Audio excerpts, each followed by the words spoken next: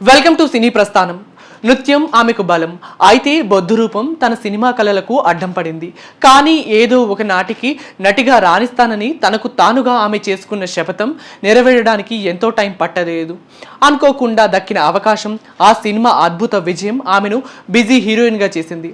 సాంప్రదాయపు heroine మార్క్ను చెరిపేసి కన్నడలో తొలి glamorous డాల్గా నిలిచింది జయంతి. 3 దశాబ్దాల పాటు దక్షిణాది సినిమాల్లో అగ్ర కథానాయికగా, హీరోయిన్గా, ఆపై హుందా పాత్రల్లో అలరించింది. ముఖ్యంగా సొంత గడ్డపై అభినయ షరదులుగా పిలుచుకునే స్థాయికి చేరుకుంది. అందుకే అభిమానులు ఆ దిగ్గజ నటి లేరనే విషయాన్ని జీర్ణించుకోలేకపోతున్నారు. జనవరి 6, 1945లో బళ్ళారిలో పుట్టింది కమలాకుమారి అలియాస్ జయంతి. తండ్రి బాలసుబ్రహ్మణ్యం ఇంగ్లీష్ టీచర్, తల్లి సంతానలక్ష్మి. కమలాకుమారితో పాటు 3 అక్క చెల్లెళ్ళు, 2 తమ్ముళ్ళు. చిన్నప్పుడే భర్త నుంచి వేరుపడిన సంతానలక్ష్మి పిల్లల్ని తీసుకొని మద్రాసుకు మకం మార్చివేసింది. చిన్నతనంలోనే క్లాసికల్ డాన్సింగ్ ఇన్స్టిట్యూట్లో చేరింది కమల. మనోరమతో స్నేహం పెంచుకుంది.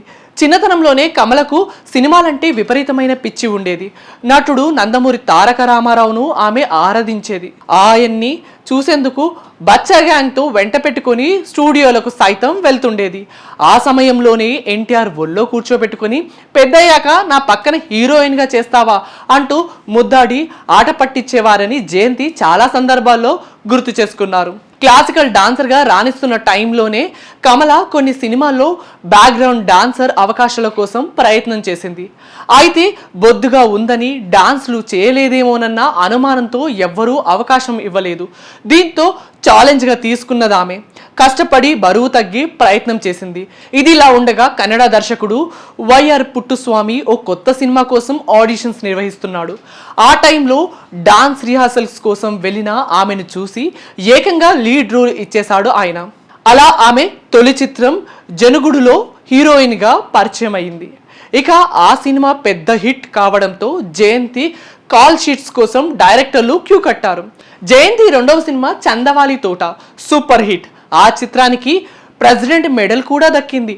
ఇక ఆమె కెరియర్ని తారాస్థాయికి తీసుకెళ్లిన సినిమా మిస్ లీలావతి. కన్నడ నాట ఈ సినిమా ఓ సెన్సేషన్ హిట్, ట్రెండ్ సెట్ కూడా చేసింది. కంప్లీట్ బోల్డ్ థీమ్తో తెరకెక్కిన ఈ సినిమా ద్వారా శాండల్వుడ్కి గ్లామరస్ సొగసులు అద్దింది జయంతి.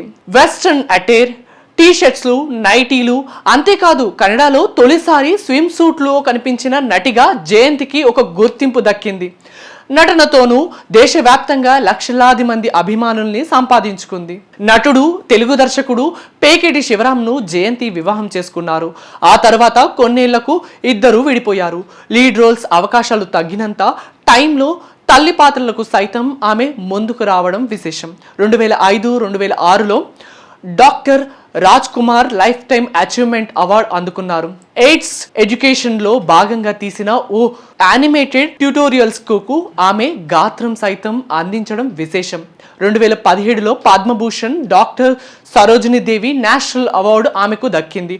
2018లో ఆమె అనారోగ్యం బారిన పడగా చనిపోయిందంటూ పుకార్లు మీడియా హౌజర్ల ద్వారా వ్యాపించాయి. అయితే ఆమె బాగానే ఉందని కుటుంబం ప్రకటించింది. చివరికి అనారోగ్యంతో జూలై 26, 2021న ఆమె తుది శ్వాస విడిచినట్లు కొడుకు కుమార్ ప్రకటించాడు. తెలుగు సినిమాపై నటి జయంతి ఒక చెరగని ముద్ర వేసుకున్నారు. ఒకవైపు హీరోయిన్గానే కాకుండా కొండవీటి సింహము, జస్టిస్ చౌదరి, దొంగమొగుడు, తల్లిదండ్రులు, స్వాతి కిరణాలు, గరనా బుల్లోడు, పెద్దరాయుడు, రాముడొచ్చాడు, కంటే కూతున్నే కనాలి లాంటి చిత్రాల్లో తెలుగు ప్రేక్షకుల్ని ఆమెకు మరింత దగ్గర చేశాయి. సుమారు 4 దశాబ్దాల పాటు మెచ్యూర్డ్ నటిగా ఆమె నటన ఇప్పటికీ ఆడియన్స్ కళ్ళ ముందు మెదులుతూనే ఉంటుంది.